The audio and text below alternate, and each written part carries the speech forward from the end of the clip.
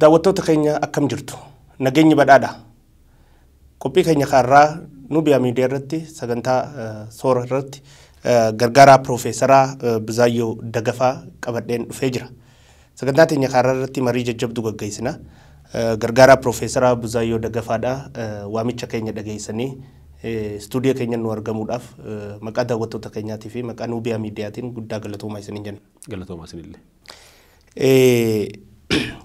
Irreechi kabajamuudhaaf deema. Irreecha kana abbootiin gadaa gumiin abbootii gadaa teessee 23 fulbana 23 fi 4tti Finfinnee fi Horatti arsadeetti akka gaggeeffamu jedhanii jiran. Irreecha kana wal qabatee duuba fayyaa fi rakkoo karoonnaati wajjin wal qabsiisuudhaan akkamitti yoo kabajame sirriidha jettanii yaaddumee asirraa kaanu. Tole galatooma jedheen yaada koo eegala. Egaa irreechi calaqqee kabaja ayyaana guddaa uummata Oromoo keessatti beekamedha. Irreessa waan jedhu kun yookiin irreecha waan jennu kuni Oromoon kaabaa kibbaa dhihaa ba'aa hundumaa kan walitti fidee bakka tokkotti walitti fidu jechuudha. Kanaaf irreessi kun akka salphaatti waan ilaallu miti jechuudha. Qulqulluu ta'ee akka aadaa Oromootti akka eenyummaatti akka calaqqee Oromoo bakka hundarraa walitti fidutti ayyaana kabajamaa namuu kan waggaatti jechuudha. Yeroo tokko bayee itti uumaa ofii galateeffatu waan ta'eef ayyaana namuu hundumtuu kabajuudhaa mootummaan illee kanaaf beekamtii kenneef jechuudha. Fakkeenyaaf irreessi Finfinnee keessatti kabajamaan ture dur.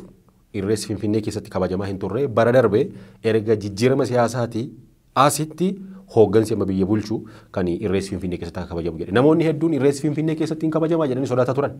Garuu mootummaan agartaniitu bara darbe humnoota nageenyaa hedduu ramadee akka irreessi kun nagaan kabajamu taasise jechuudha. Oromoon illee karaa adda addaatiin irratti bahee kabaje. Kanaaf beekamtii mootummaatiin eegaluun isaallee waan nama gammachiisu jechuudha. Irreessi calaqqee sirna gadaa keessaa tokko waan ta'eef duudhaa Oromootu, aadaa Oromootu, eenyummaa Oromootu Finfinnee keessatti ol ba'aa jira jechuudha. Kana jechuun kana qofaa miti amma Finfinnee keessatti wanni ta'aa jiru. Erga waa'een irreessa hora Finfinnee ka'uu hin hafne fakkeenyaaf sirna gadaa keessa calaqqee sirna gadaa keessa irreessi akkuma Finfinnee keessatti eegale afaan Oromoo Finfinnee keessa jira. Manneen barnoota hedduun kan mootummaa keessa jechuudha afaan Oromoo eegalaniiru. Kana qofaa miti sirni gadaallee koorsii keessatti dabalamee barattoonni akka dabalamu taasisuun kun Finfinnees Oromiyaanis waan guddaadha jechuudha. Egaa maal jechuudha bara kana maaltu adda taasisa wanni jedhu kabara darbeerraa waa'ee koronaatu jira. Koronaan kun rakkoodha. Addunyaaf rakkoodha. Afrikaaf rakkoodha. Itoophiyaaf rakkoodha, Oromiyaaf rakkoodha, ganda hundumaaf rakkoodha. Maaliif dhimmi kun lubbuu wajjin wal qabatu waan ta'eef jechuudha. Maalinni biyya kana keessatti ayyaanonni hedduun sababa koronaatiin hafanii jiran. Fakkeenyaaf yoo fudhatte akka fiichee cambalaalaa kan uummanni Sidaamaa kabaju sun hafee ture. Ni hafee. Maaliif namni ni sodaate manumatti kabajame namoonni muraasni ba'aniitudha kan isaan sagantaa fiichee cambalaalaa bara haaraa kan Sidaamaa sana kabajan jechuudha. Kana qofaa miti. Ayyaana Arafaallee, imalli Hajiillee, Ashandaa, Shadee warreen ayyaanonni jedhaman kun hedduun isaanii namoonni akka dur kabajanitti otoo hin taane xiqqeessanii achumatti kabajan jechuudha. Irreessillee kanarraa adda hin ta'uu jechuudha. Maaliif seete dubbiin dubbuu lubbuuti. Yoo lubbuun kee jiraate irreessa bara itti aanullee kan waggaa 5illee kan 10illee itti aanan kanallee dhaloonni boodaan dhufullee ni kabaja jechuudha. Yoo lubbuun hin jiraanne yoo lafarra hin jiraanne garuu kabajuun hin danda'amu jechuudha. Kana ilaalchiseetu gaa gumiin abbootii gadaa kan kallattii kaaya agarte. Maal jedhee kaa tokkoffaa guyyaan kabajaa irreessa hora Finfinnee fulbaana 23 kan Arsadii Bishooftutti kabajamu fulbaana 24 jedhanii kan isaan kaan guyyaan kun gumii abbootii gadaatiin murtaa'ee jira jechuudha. Maaliif akka beekamuufi kun jechuudha. Haa ta'u garuu bara kana wanni adda taasisu tokkoffaa waamichi namoota taasifameeftu dhufa bakka kanatti jechuudha. Malee nama hundatu akka duraan sanatti dhufuu dandeessu. Maaliif koronaatu rakkoodha. Koronaan nama hamma kana nu harkatti fixee jennaan balaa guddaadha jechuudha. Maaliif bara dhufu eenyu kabajare? 2014, 15, 16, 17 eenyu haa kabaju Oromoo yoonu jalaa dhume jechuudha. Kanaaf kana hubachuudhaan gumiin abbootii gadaa labsii baaseen ibsa baaseen godinaalee Oromiyaa hundarraa kaabarraa baharraa dhiharraa giddugaleessarraa bakka hundarraa godinaalee Oromiyaa jedhanirraa namoota bakka bu'aniin biiroo aadaaf turizimii walii galuudhaan namoonni akka isaan dhufanii kabajan kan ta'eefi namoonnis kallattii abbootiin gadaa kahan kana akka kabajan nama irraa eegama jechuudha. Kana qofaa otoo hin taane bakka jirutti namni irreessa qaba. Godinaalee hunda keessa irreessi ni jira bara. ni jira bakka itti Oromoon durumaa bayee uumaa isaa itti galateeffatu ni jira waan ta'eef namoonni hafan immoo bakka sanatti akka galateeffatan waan jedhu kallattii kaa'aniiru jechuudha. Bareedaadha. Akkuma isinuu jettanii irreecha jechuun irreedha. Irreessa jechuun kabajaadha. Irreecha jechuun tokkummaadha. Kana laallachuudhaan abbootiin gadaatii fi gumiin abbootii gadaa kallattii keessa jirti. Akka dursanitti namni keenya dhangala'ee wal cinaa deemee ayyaaneffachuudhaaf akka hin danda'amne. Dhugaadhaa isinis himtanii jirtan hajjiin baranaa lafa islaamaalleen hin godhamne. Isii kana warreen finxaalayyiin ilaalcha gara biraatti jijjiiruu barbaaddu akka kara biraatti deemtee nageenyi boora'u hammeenyi ta'u gara biraatti wal qabsiisuu barbaadanii kanaafuu isa kanarratti akkamiin yaaddu kallattii isaan kaayan kun maali jettee yaadda uummanni akkamitti hubachuu qabaaf jettee yaadda. Baay'ee gaariidha. Ilaa kallattii abbootiin gadaa kaa'anii kallattii Oromoo egeree Oromoof yaaduuti.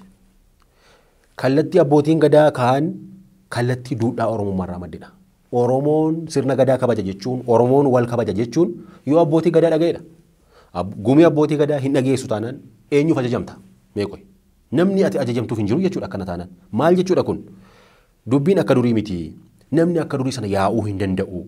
Yoo yaa'e koronaan lubbuu balleessaa. Lubbuun badee jennaan tokkoffaa Oromoodhaaf salphina. Maaliif namni du'a nu jala?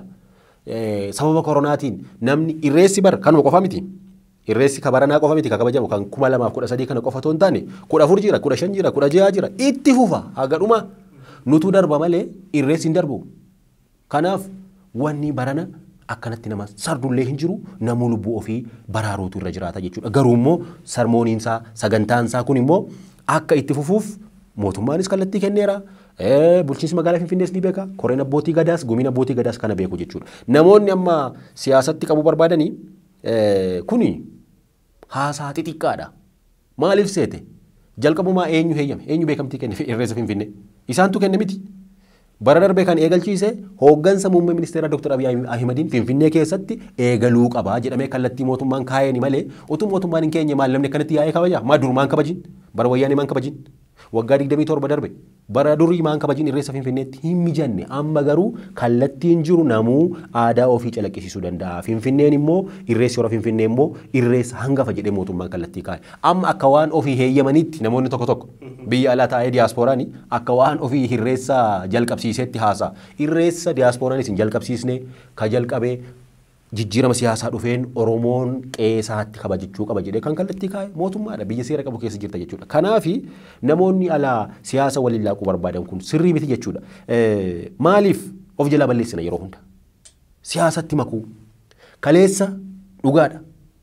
Sirni wayyaanii nama waan ukkaamsaa waan tureef namni bakka itti wal argee hafuura baafatu bakka itti waan qabsoo dubbatu barbaadaa ture kaleessa yeroo bishooftuu deemnu jechuudha.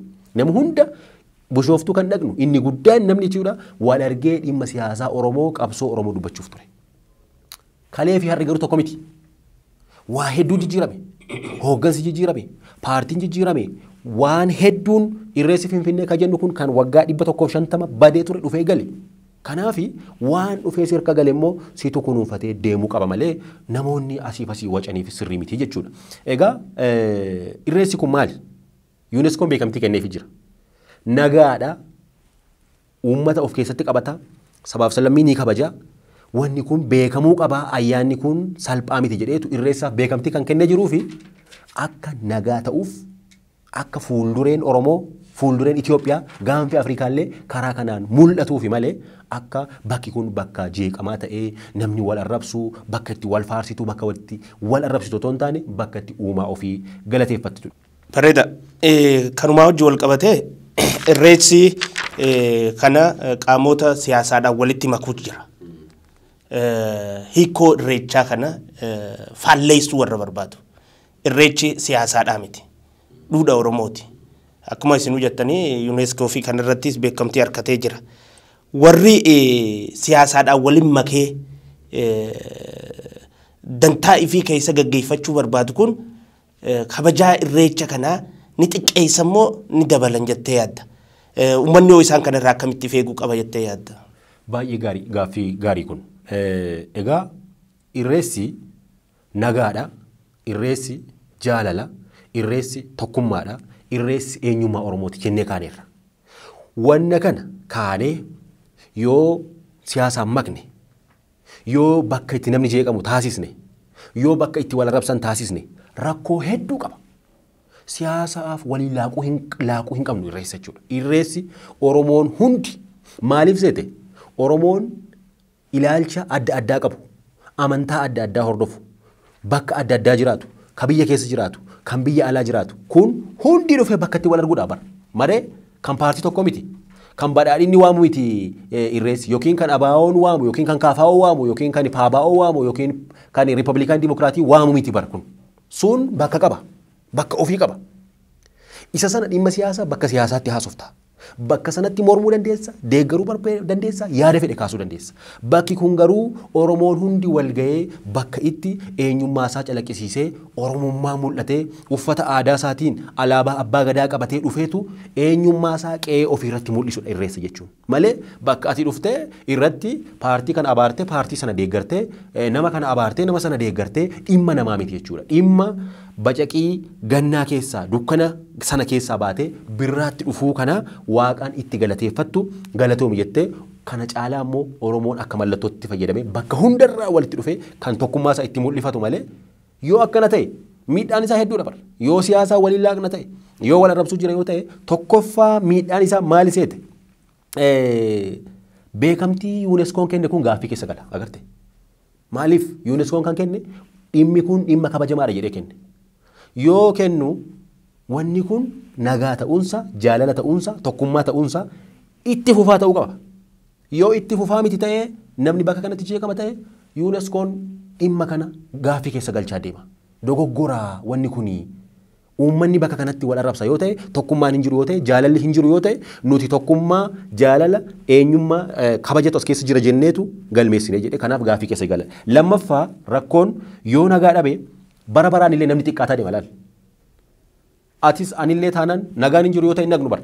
Otuma jaallattu yoo naqee dubbiitu uumama waan ta'eef jetta. Namni kan mucaa baatee dhufutu jira, kan daa'ima qabatee dhufu jira, kan maatii guutuu waliin dhufutu jira. Karaa hedduu deemeetu godinaalee Oromiyaa irraa hundarraa dhufa. Kun yoo nagaan qabu ta'e maal jedha seete? Nagaa wayyaa manumaan ta'a jedha. Kanaaf namallee nu jalaa xiqqeessa jechuudha. Rakkoon isaa tokko kan. Sadaffaa rakkoon isaa sabootni biroon Finfinnee keessa jiru, Itoophiyaa keessa jiru, Bishooftuu keessa jiru laal. Yoo bakki kun bakka itti namni wal kabajee jaalala tokkummaa kan jennu kun hin mul'atu yoo ta'e saboonni biroon illee ni rifatu.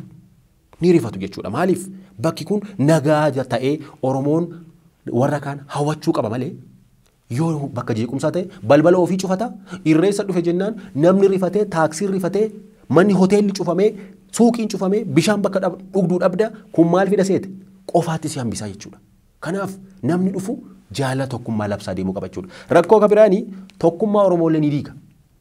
Tokkummaa Oromoo jechuun namni bakka kanatti dhufee tokkummaa isaa bakka itti wal argee jabaatu kun ni laafata jechuudha. Oromoon instituushinii dhaba. Wanni Oromoo bar kaabaa kibbirraa walitti qabdu wanni guddaan tokko kana. Irreessa bar Oromoon kan itti cichee siyaasarraa maalirraa bilisa godhee deemsifachuu qabu irreessadha. Waggaatti yeroo tokko dhufa. Oromoo guutuutu bahee Finfinnee fi Bishooftuutti kabaja. Kun yoo laaffatte yoo nu jalaa dadhabaa deemte Oromoon bakka kamitti wal argume hinatti himme. Bakka biraa mana manatti wal arguu danda'a, qeetti wal arguu danda'a, godinatti aanatti wal argaa dhimma biraa irratti. Bakki itti Oromoon waggaatti wal argu dhimma irreessa hora Finfinnee fi irreessa Bishooftuuti. Kanaaf Oromoon tokkummaa Oromoolee ni diigaa jechuudha. Oromoolee ni qaanessa saba hedduu biratti Itoophiyaa keessatti naannolee Itoophiyaa keessa jiran keessatti gaanfa Afrikaa irratti bakki sun maali? Bakka jarri irratti wal loluu warreebuuf deeman wal xureessuuf deeman waan ta'uuf Oromoon kabajii isaallee ni xiqqaataa jechuudha. Kana qofaa miti imbaasiin Finfinnee keessa jiru laali. Imbaasiiwwan adda addaa jira magaalaa Finfinnee keessa. Dippiloomaatota jira. Imbaasii kan UK, kan Ameerikaa, kan Jaappaan, kan Maalii kanatu jira. Namoonni foreneroonni biyya alaarraa dhufanii biyya kana keessa jiraatan jiru. Afrikaarraa, Eeshiyaarraa, Awurooppaarraa biyya kana Finfinnee keessa jiru. Bishooftuullee ni jiru.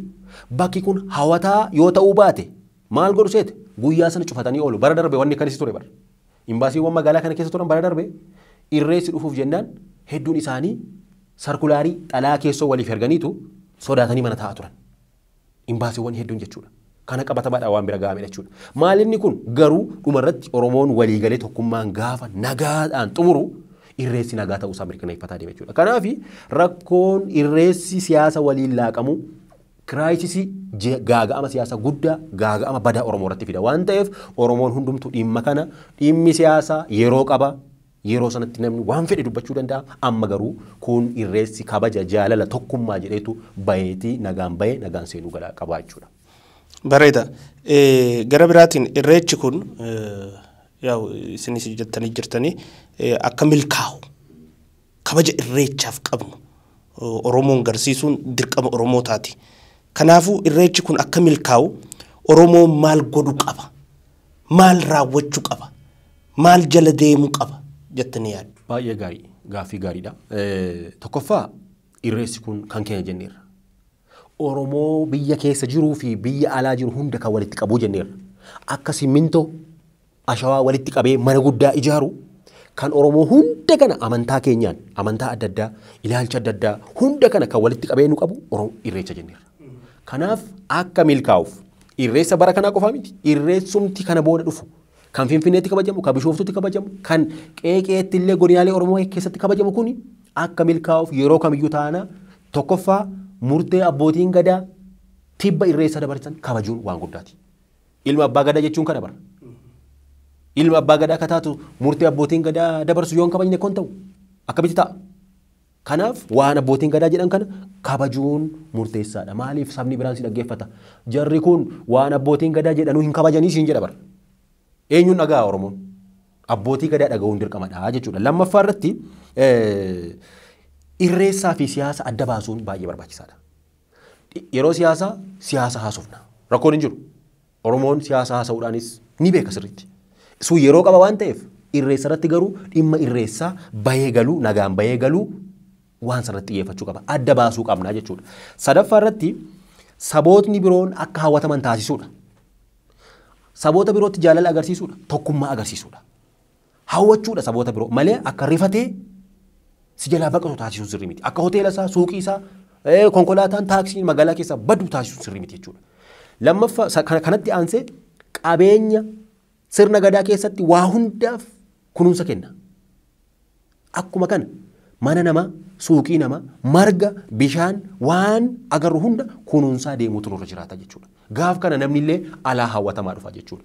Kabiraan miidiyaalee fi namoonni biyya alaa naamusa Oromummaa kana nuu gabaasuu qabu.